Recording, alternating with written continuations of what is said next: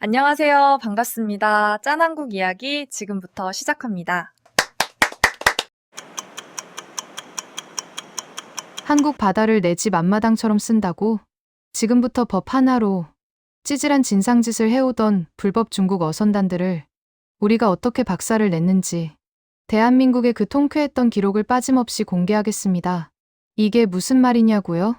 여러분, 그동안 중국 어선단들이 우리의 서해바다를 마치 내 집 앞마당처럼 쓰고 있었던 걸 아셨습니까? 그런데 드디어 20년 동안 밀어내기만 하던 한국 해경이 단 하루 만에 중국의 배 56척을 동시 납포했고 수억 원의 벌금 폭탄을 던졌습니다. 중국 본사는 긴급회의를 소집했고 이제서야 황금어장이라 불리던 서해를 손실구역으로 분류했습니다. 도대체 무엇이 20년 만에 중국 어선단을 완전히 무너뜨린 걸까요? 지금부터 법 하나로 불법을 잠재운 대한민국의 통쾌한 기록을 공개합니다. 짠한국 이야기 구독과 좋아요, 댓글 부탁드립니다. 안녕하세요. 저는 리광민입니다. 중국 저장성에서 태어나 30년째 배를 몰고 있어요. 아버지도 어부였고 할아버지도 어부였죠. 우리 집안은 3대째 바다에서 살아왔습니다. 제게 바다는 인생 그 자체예요. 특히 한국의 서해는 제게 아주 특별한 곳이었습니다. 솔직히 말하면 중국 바다보다 한국 바다가 훨씬 좋았어요. 고기 종류도 다양하고 크기도 컸죠. 수질도 더 깨끗했고요. 중국 연안은 이미 남해구로 고기가 많이 줄어든 상태였거든요. 물론 그 서해 바다가 중국 바다가 아닌 건 많이 아쉽긴 했어요. 우리 바다였으면 더 좋았겠죠? 하지만 상관없었습니다. 어차피 한국 서해를 마치 내 집 앞마당처럼 쓰고 있었으니까요. 20년 전부터 저는 서해로 나가기 시작했어요. 이유요? 간단했습니다. 돈이 됐거든요. 하루만 나가도 배가 가득 찰 정도였죠. 하지만 그것보다 더 좋은 게 있었습니다. 바로 한국 해경이었어요.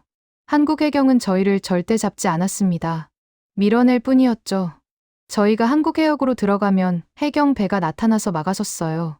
방송으로 경고도 하고 물대포도 쏘고 그랬습니다. 하지만 그게 다였어요. 잠깐 밀려났다가 해경 배가 다른 데로 가면 저희는 다시 슬쩍 들어가면 그만이었습니다. 마치 술래잡기 게임 같았죠. 동료들과 저는 농담처럼 말하곤 했어요. 한국 해경은 방패만 드는 사람들이라고요. 걸려도 밀려나면 끝이니까 뭐 별거 아니라고요. 심지어 어떤 친구는 한국 해경이 나타나면 일부러 천천히 도망가면서 놀리기까지 했습니다. 저는 동료들에게 이렇게 말하곤 했어요. 한국 서해는 우리 앞마당이나 마찬가지라고요. 주인이 잠깐 쫓아내긴 하지만 결국 또 들어가면 그만이니까요. 그렇게 20년이 흘렀어요. 저는 그 돈으로 배를 한 척 더 샀습니다. 저장성에 집도 샀죠. 아들 학비도 다 될 수 있었어요. 한국의 서해는 제게 황금어장이었습니다. 쉬운 바다, 안전한 바다, 돈이 되는 바다. 저는 그렇게 믿었어요. 동료들도 다 그렇게 생각했죠. 올해도 봄이 되자 저는 익숙하게 준비를 했습니다. 배에 기름을 가득 채우고 그물을 점검하고 선원들을 모았어요. 출항 전날 밤 저는 아내에게 말했습니다. 이번에도 한 달쯤 다녀올 거라고요. 걱정하지 말라고요. 20년째 해온 일이니까 눈 감고도 할 수 있다고요. 그때까진 그랬습니다. 그때까진 모든 게 쉬웠습니다. 올해 봄 5월이었습니다. 평소처럼 50여 척의 배와 함께 서해로 나갔어요. 우리는 항상 때로 움직였습니다. 마치 큰 이사라도 가듯이 수십 척이 함께 이동하는 거죠. 날씨도 좋았어요. 바람도 적당했고 파도도 잔잔했습니다. 고기도 잘 잡혔죠. 그날따라 기분이 참 좋았어요. 이번 달에는 평소보다 더 많이 벌 수 있을 것 같았거든요. 그런데 오후쯤 됐을 때 한국 해경 배가 나타났습니다. 저는 전혀 긴장하지 않았어요. 예전처럼 밀어내겠거니 생각했죠. 20년간 수백 번도 넘게 겪은 일이었으니까요. 동료들도 마찬가지였어요. 어떤 친구는 웃으면서 말했습니다. 또 시작이네. 잠깐 물러났다가 다시 들어오면 되지 뭐. 하지만 이번엔 달랐습니다. 한국 해경 배가 이전과는 완전히 다른 속도로 접근했어요. 방송이 울려 퍼졌습니다. 중국 어선, 즉시 정선하라고요. 엔진을 멈추고 움직이지 말라고요. 저는 처음엔 그냥 평소처럼 경고 방송인 줄 알았어요. 하지만 해경 대원들이 우리 배에 올라타기 시작했습니다. 5명, 6명의 대원들이 완전 무장을 하고 올라왔어요. 예전처럼 그냥 확인만 하는 게 아니었습니다. 뭔가 완전히 달랐어요. 그중 한 명이 말했습니다. 나포합니다. 그 한마디에 제 머릿속이 하얘졌어요. 나포요? 잡는다고요? 20년 동안 단 한 번도 들어본 적 없는 말이었습니다. 저는 당황해서 물었어요. 무슨 소리냐고. 예전엔 그냥 밀어냈지 않냐고요. 대원은 차분하게 대답했습니다. 이제는 법대로 합니다. 불법 조업으로 납포합니다. 제 30년 경력이 그 순간 무너지는 걸 느꼈어요. 더 충격적인 건 그 다음이었습니다. 무전기에서 들려오는 소리를 듣고 나서야 깨달았어요. 저만 잡힌 게 아니었습니다. 함께 온 배들이 모두, 정말 모두 잡히고 있었던 거예요. 56척. 한 번에 56척이 납포됐습니다. 제 30년 경력에 이런 일은 처음이었어요. 아니, 들어본 적도 없었습니다. 한두 척도 아니고 56척을요. 며칠 후 항구로 끌려갔고 그곳에서 서류를 받았습니다. 벌금 고지서였어요. 수천만 원. 눈앞이 깜깜했습니다. 오래 벌려고 했던 돈이 한순간에 날아갔어요. 아니, 벌기는커녕 거꾸로 빚을 진 셈이었죠. 하지만 끝이 아니었습니다. 배를 돌려받으려면 비용을 내야 한다고 했어요. 인양 비용, 보관 비용, 행정 비용까지요. 배를 찾는데도 또 돈이 들었습니다. 저는 그제야 깨달았습니다. 이건 단순한 단속이 아니었어요. 이건 우리를 경제적으로 완전히 망하게 만드는 거였습니다. 배 한 척 납포되면 1년 벌이가 날아가는 거예요. 벌금 내고 배 찾는 비용 내고 나면 남는 게 하나도 없었습니다. 아니, 오히려 마이너스였죠. 그날 밤, 저는 처음으로 두려움을 느꼈습니다. 20년 동안 내 집 앞마당처럼 드나들던 그 바다가 이제는 더 이상 안전한 곳이 아니었습니다. 돈이 깨지는 소리가 들렸어요. 그리고 그 소리와 함께 모든 게 달라졌다는 걸 알았습니다. 항구로 돌아온 밤이었습니다. 집에 도착했을 때 아내가 악을 쓰며 소리를 지르고 있었어요. 벌금 얘기를 들었던 거죠. 이제 어쩔 거냐고, 수천만 원을 어디서 구하냐고, 집을 팔아야 하는 거 아니냐고 화를 냈습니다. 아내의 짜증 섞인 목소리가 계속 이어졌습니다. 좋다고 할 땐 언제고, 서해만 다니라고 실실거릴 땐 언제고, 이제 와서 이렇게 되면 어쩌냐고요. 저는 아무 대답도 할 수 없었어요. 할 말이 없었거든요. 그냥 고개만 숙이고 있었습니다. 그날 밤, 잠이 오지 않았어요. 저는 침대에서 일어나 책상으로 갔습니다. 서랍 깊숙한 곳에서 낡은 일기장을 꺼냈어요. 30년 전부터 써온 바다 일기였습니다. 처음 배를 탔던 날, 첫 번째 큰 수확을 올렸던 날, 태풍을 만났던 날, 배를 한 척 더 샀던 날, 모든 순간이 그 안에 있었죠. 하지만 오늘만큼 복잡한 심정은 처음이었습니다. 펜을 들었어요. 한참을 망설이다가 천천히 쓰기 시작했습니다. 2025년 5월 12일. 오늘 나는 깨달았다. 예전에 한국 해경은 방패만 들었다. 우리를 막아서고 밀어내고 경고만 했다. 20년 동안 단 한 번도 잡지 않았다. 그래서 우리는 우습게 봤다. 만만하게 봤다. 하지만 이제는 법을 든다. 우리가 우습게 봤던 그 나라가 이제는 제일 무서운 나라가 됐다. 밀어낼 줄만 알았던 나라가 이제는 잡는다. 정말로 잡는다. 군대도 아니고 전쟁도 아니다. 그냥 법을 집행할 뿐이다. 그런데 그게 제일 무섭다. 왜냐고. 돈이 깨지니까. 배 한 척 납포되면 1년 벌이가 날아간다. 벌금 내고 배 찾는 비용 내고 나면 남는 게 하나도 없다. 이제 서해는 황금어장이 아니다. 적자 구역이다. 저는 펜을 내려놓고 창밖을 봤어요. 어둠 속에 정박해 있는 배들이 보였습니다. 56척 모두 항구에 묶여 있었죠. 모두 같은 운명이었어요. 옆집 왕선장도 납포됐고 건너편 장선장도 납포됐습니다. 우리 모두 같은 벌금 고지서를 받았죠. 다음 날 아침, 항구는 조용했어요. 예전 같았으면 다들 떠들썩하게 출항 준비를 하고 있을 시간이었는데 아무도 움직이지 않았습니다.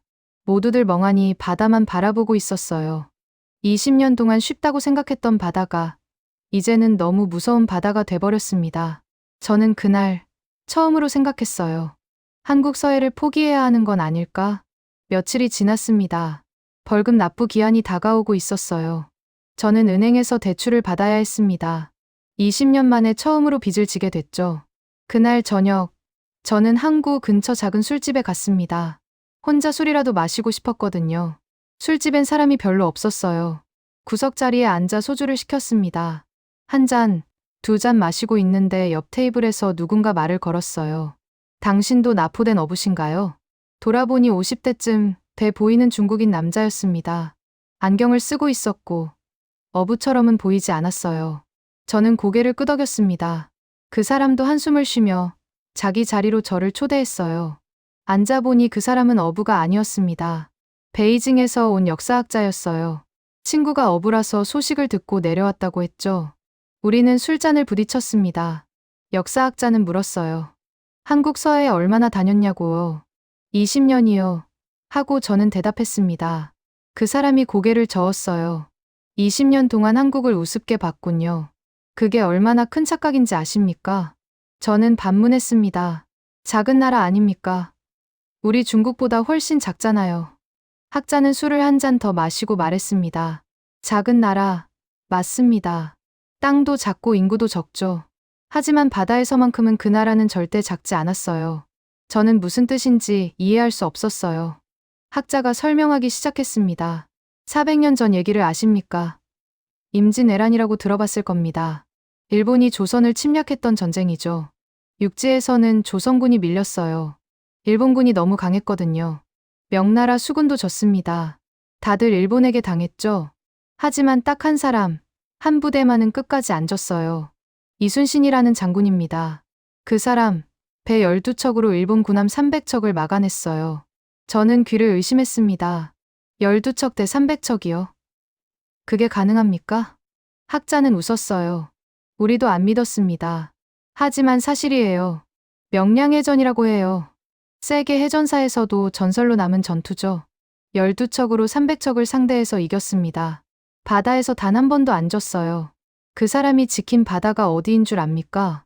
저는 가슴이 철렁 내려앉는 걸 느꼈어요. 학자가 천천히 말했습니다. 바로 지금 당신이 납포된 그 서해입니다. 저는 숨이 멎는 것 같았습니다. 학자는 계속 말했어요. 이순신은 그 전투 직후 전사했습니다. 하지만 그 정신은 죽지 않았어요. 400년이 지난 지금도 한국 해군과 한국 해경은 같은 바다를 지키고 있습니다. 방법만 달라졌을 뿐이죠. 예전엔 칼과 화포로 싸웠습니다. 배와 배가 부딪히고 사람들이 죽었죠. 하지만 지금은 법과 원칙으로 싸웁니다. 납포하고 벌금을 물리고 경제적으로 타격을 줍니다. 수단은 달라졌지만 본질은 똑같아요. 우리 바다는 우리가 지킨다. 저는 술잔을 내려놓았습니다. 학자가 덧붙였어요. 당신네 어부들이 착각한 게 있어요. 한국이 조용하다고, 작다고, 만만하게 봤죠? 하지만 그건 착각이었습니다. 한국은 원래부터 강했어요. 특히 바다에서만큼은요. 다만 참고 있었을 뿐입니다. 밀어내는 것도 방법이었고, 경고하는 것도 방법이었어요. 외교 문제도 있고, 국제 관계도 신경 써야 하니까요. 하지만 이제 한국은 참지 않기로 한 겁니다. 법대로 하기로 한 거죠. 그게 얼마나 무서운지 당신이 지금 몸소 겪고 있잖아요. 저는 말문이 막혔습니다. 학자는 마지막으로 말했어요. 리 선장, 당신은 400년 역사를 가진 나라의 바다를 건드린 겁니다. 12척으로 300척을 이긴 나라의 바다요. 그 나라가 지금도 같은 의지로 바다를 지키고 있어요. 집으로 돌아온 밤, 저는 다시 일기장을 펼쳤습니다. 펜을 들고 천천히 썼어요. 2025년 5월 15일. 오늘, 나는 배웠다. 한국은 작은 나라지만 바다만큼은 절대 작지 않았다. 400년 전에도, 지금도 우리가 착각한 건 조용하다고 약한 줄 알았던 거다. 이순신이라는 장군, 배 12척으로 300척을 이긴 사람. 그 나라가 지금도 같은 바다를 지키고 있다. 방법만 달라졌을 뿐. 의지는 똑같다. 칼과 화포에서 법과 원칙으로 바뀌었지만 본질은 하나다. 우리 바다는 우리가 지킨다. 우리는 400년 전통을 건드린 거다. 저는 펜을 내려놓고 창밖을 봤습니다. 어둠 속에 한국 서해가 보이는 것 같았어요. 그 바다를 400년 동안 지켜온 나라. 이제야 알았습니다. 우리가 얼마나 큰 착각을 하고 있었는지. 다음 날부터 소문이 퍼지기 시작했습니다. 항구에 있던 쉬녀서척의 납포 소식이 중국 전역의 어부들 사이로 퍼져나갔어요. 전화가 쏟아졌습니다. 정말이냐고, 한국이 정말로 잡기 시작했냐고, 벌금이 얼마냐고 물어왔죠. 처음엔 다들 믿지 않았어요. 20년 동안 한 번도 없던 일이었으니까요. 하지만 쉬녀서척이라는 숫자가 너무 컸습니다. 거짓말치기엔 너무 많은 배였죠. 결국 모두가 믿을 수밖에 없었어요. 산둥성에서 어선단을 운영하는 회사들이 긴장하기 시작했습니다. 일주일 후, 저희 회사 본사에서 긴급회의 소집 통보가 왔어요. 베이징 본사로 올라오라고 했습니다. 쉬녀서척 선장들이 모두 불려갔죠. 회의실은 무거운 분위기였어요. 본사 임원들이 앞에 앉아 있었고, 우리 선장들은 뒤에 줄지어 섰습니다. 회의가 시작됐어요. 임원 한 명이 물었습니다. 정말 쉬녀서척이 한 번에 납포됐냐고요. 저를 포함한 선장들이 고개를 끄덕였습니다. 임원의 얼굴이 굳어졌어요. 벌금 총액이 얼마냐고 물었습니다. 누군가 대답했어요. 수억 원입니다. 회의실이 조용해졌습니다. 임원이 다시 물었어요. 예전처럼 밀어낸 게 아니라 정말 잡았냐고요. 저는 대답했습니다. 네. 법 집행이라고 했습니다. 납포하고, 벌금 부과하고, 배회수 비용까지 청구했습니다. 다른 임원이 끼어들었어요. 도대체 한국이 왜 갑자기 태도를 바꾼 거냐고, 무슨 일이 있었냐고 물었죠. 저는 솔직하게 말했습니다. 우리가 우습게 봤던 게 문제였던 것 같습니다. 20년 동안 밀어내기만 했으니까 계속 그럴 줄 알았죠. 하지만 한국은 원래 강했습니다. 바다를 지키는 전통이 400년이나 됩니다. 회의실이 또 조용해졌어요. 임원들이 서로 눈빛을 교환했습니다. 마침내 본부장이 입을 열었어요. 서해 조업 계획을 전면 재검토하겠습니다. 한국 해역은 당분간 손실구역으로 분류합니다. 그 말에 회의실에 있던 모든 선장이 숨을 죽였습니다. 손실구역. 그 말은 곧 서해 포기를 의미했어요. 20년 동안 황금어장이라고 불렀던 바다가 이제는 손실구역이 된 겁니다. 회의가 끝나고 밖으로 나왔을 때 동료 선장 하나가 말했어요. 끝났네. 서해는 정말 끝났어. 저는 대답하지 않았습니다. 이미 알고 있었으니까요. 베이징 회의에서 돌아온 지 며칠 후였습니다. 아침 일찍 누군가 집 문을 두드렸어요. 나가보니 동료 선장 3명이 서 있었습니다. 왕 선장, 장 선장, 그리고 젊은 선장 하나였죠. 왕 선장이 웃으면서 말했어요. 리 선장, 다음 달에 또 서해 가는데 같이 갈래? 본사에서 손실구역이라고는 했지만 우리가 조심해서 가면 되지 않겠어? 저는 즉시 고개를 저었습니다. 절대 가지 마. 세 사람이 어리둥절한 표정을 지었어요. 장 선장이 웃으며 말했습니다. 에이, 한두 번 당한 거 가지고 그래? 이번엔 조심하면 되잖아. 또 가면 되지. 저는 진지하게 말했습니다. 안 돼. 이제 한국은 다르다. 예전처럼 밀어내기만 하는 나라가 아니야. 배 잡히면 돈 내고, 배 찾으려면 또 돈 내고, 1년 벌이가 한순간에 날아가. 이익 계산을 해봐. 남는 게 하나도 없어. 한국 바다는 이제 손절해야 해. 거긴 적자 구역이야. 젊은 선장이 반박했어요. 하지만 서해가 아니면 어디로 가요? 고기가 제일 많은 곳인데요. 저는 대답했습니다. 고기가 많아도 소용없어. 잡히면 끝이야. 아니, 잡히면 오히려 마이너스야. 왕 선장이 물었어요. 그래도 20년 동안 괜찮았잖아. 왜 갑자기 한국이 태도를 바꾼 거야? 저는 술집에서 들었던 이야기를 꺼냈습니다. 한국이 바뀐 게 아니야. 우리가 착각한 거야.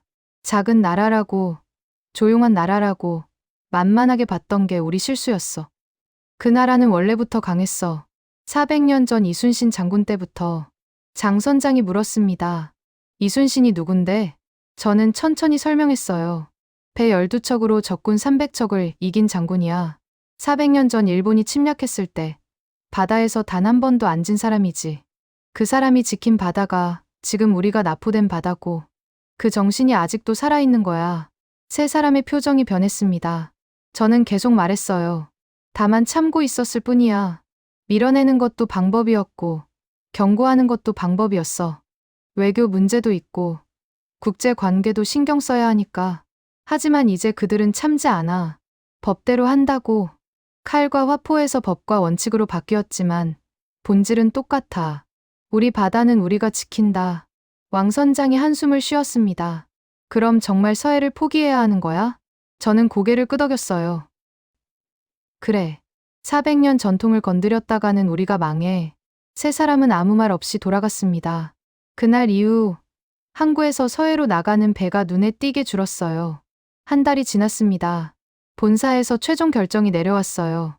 서해 조업 완전 중단. 공식 문서에는 이렇게 적혀 있었습니다. 한국해역은 손실이 너무 크므로 당분간 조업 금지 구역으로 지정함. 저장성 항구에 있던 수백 척의 배들이 하나둘 다른 어장을 찾아 떠났습니다. 어떤 배는 남쪽으로, 어떤 배는 동쪽으로 갔죠. 하지만 모두 알고 있었어요. 서해만큼 좋은 어장은 없다는 거려. 저는 배를 팔았습니다. 두 척 중 한 척을 팔아서 벌금을 갚았어요. 남은 배 한 척으로는 중국 연안에서만 조업하기로 했습니다. 수입이 절반 이하로 줄었지만 어쩔 수 없었죠. 어느 날 저녁, 저는 마지막으로 일기를 썼습니다. 2025년 6월 30일, 오늘로 서해와 작별한다. 20년 동안 내 집 앞마당처럼 드나들던 바다. 하지만 이제 깨달았다. 한국은 군대를 보내지 않았다. 전쟁을 하지도 않았다. 큰 소리를 치지도 않았다. 그냥 법을 집행했을 뿐이다. 하지만 그게 제일 강했다. 왜냐고? 불법은 말로 멈추지 않는다. 돈이 깨질 때 멈춘다. 한국은 그걸 정확히 알고 있었다. 400년 전 이순신 장군이 12척으로 300척을 막았듯이 지금의 한국 해경도 법으로 불법을 막아냈다. 시대는 바뀌었어도 바다를 지키는 의지는 변하지 않았다. 작은 나라지만 바다만큼은 절대 작지 않았다. 조용한 나라지만 원칙만큼은 절대 조용하지 않았다. 대한민국 바다는 대한민국이 지킨다. 400년 전에도, 지금도, 앞으로도 우리가 배운 교훈이다. 저는 펜을 내려놓고 창밖을 봤습니다. 멀리 서쪽 바다가 보였어요. 이제는 갈 수 없는 바다. 하지만 후회하지 않습니다. 잘못은 우리가 한 거였으니까요. 며칠 후 항구에서 젊은 어부 하나가 제게 물었습니다. 선배님, 한국 바다가 그렇게 좋다면서요? 저도 한번 가볼까요? 저는 단호하게 말했어요. 가지 마. 절대로. 거긴 이제 우리가 갈 곳이 아니야. 12척으로 300척을 이긴 나라의 바다야. 400년 동안 지켜온 바다고. 그 나라를 절대 우습게 보면 안 돼. 젊은 어부는 고개를 끄덕이고 돌아갔습니다. 저는 혼자 중얼거렸어요. 작지만 강한 나라, 조용하지만 원칙 있는 나라. 그게 대한민국이었다. 난 그걸 뒤늦게 이제야 알았다. 작가의 말. 이 이야기는 실제로 56척의 중국 어선이 납포된 사건을 바탕으로 재구성되었습니다. 대한민국 해양경찰은 군사적 충돌 없이 오직 법 집행만으로 우리 바다를 지켜냈습니다. 400년 전 이순신 장군이 12척의 배로 나라를 지켰듯이 오늘날 대한민국 해경은 법과 원칙으로 바다를 지킵니다. 크지 않아도 강한 나라, 조용해도 원칙 있는 나라. 그게 대한민국입니다. 12척이 300척을 이긴 바다. 그 바다를 지금도 우리가 지킵니다. 밀어내지 마라. 잡아라. 그 한마디가 바꾼 우리 바다의 이야기입니다. 끝으로 짠한국 이야기 좋아요와 구독 눌러주시면 내일은 더 많은 세계 곳곳의 감동 사연을 찾아 전해드릴 수 있으니 앞으로 많은 관심 부탁드립니다. 감사합니다.